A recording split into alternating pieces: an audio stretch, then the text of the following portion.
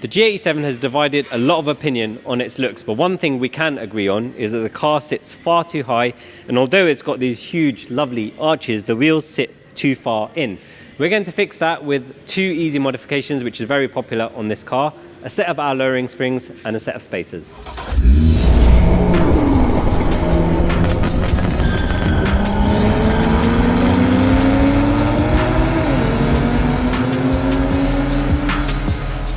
So let's take a look at the parts we're going to be fitting today. Firstly, our evolved springs for this car, which lower the car around 35mm. Now I don't class these as a handling mod, they are to improve the aesthetics as long as they don't damage the ride quality that much. We've been developing these over the last 2 months and I'm really happy with the way the car looks and rides.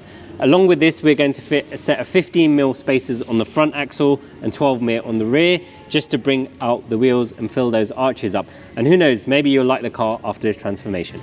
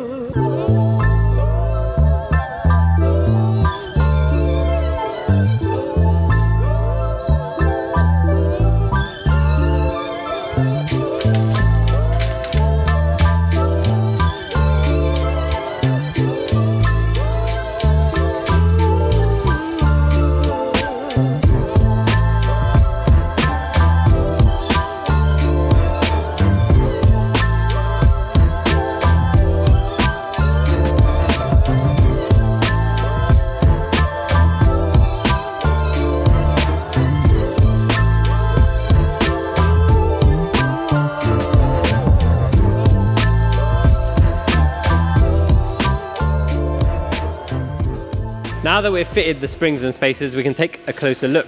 A lot of people didn't like the design of this car when it first came out, but with the wide arches and tall stance weren't doing it any favors. Now the car has reduced the arch gap, the wheels are filling those lovely wide arches, and I think it's starting to make a lot more sense. What do you guys think?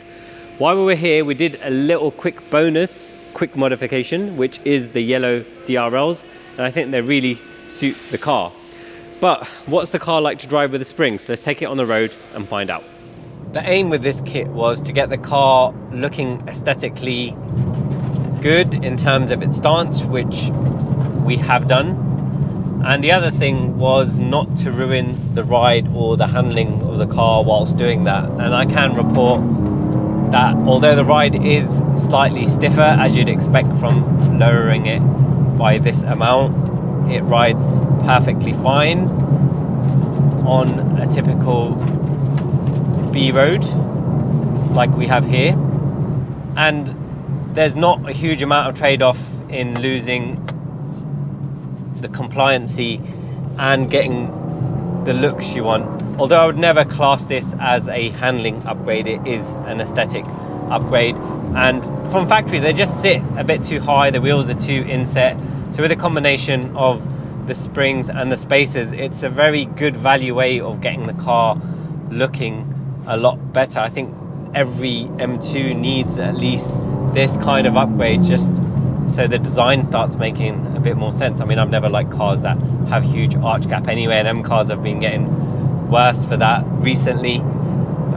Say an E46 M3 didn't sit too badly, nor did the E92 M3 competition, but when you start getting to the F80s and the Gs, they just started having arch gap you'd expect on an SUV rather than a performance car. The next stage for us on this car is to fit something a little bit more sophisticated, and that is the MSS hybrid system, which we have on our G87 M2 Touring, and I'm been super impressed with that kit. We've had that on the car for 5,000 miles because we were involved in the development testing for that product, and it's a different product to this. This is a certain price point what we have on the car now, and the MSS is, you know, well over 2k including fitting, so it's 4 times the amount, but it's much more sophisticated in terms of its technology and its ride, and I would definitely class that as a handling upgrade at the same time.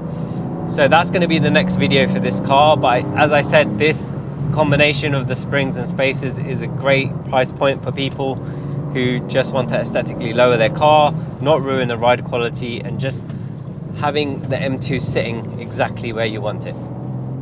Thank you so much for watching, guys. If you liked the video, please remember to smash that like button, and if you haven't already, please subscribe to our channel. If you want to join the conversation, please drop a comment below and we'll try our best to respond to you. If you want to watch more of this project, you can do so over here. If you want to watch what YouTube thinks you might like from our other content, you can do so over here.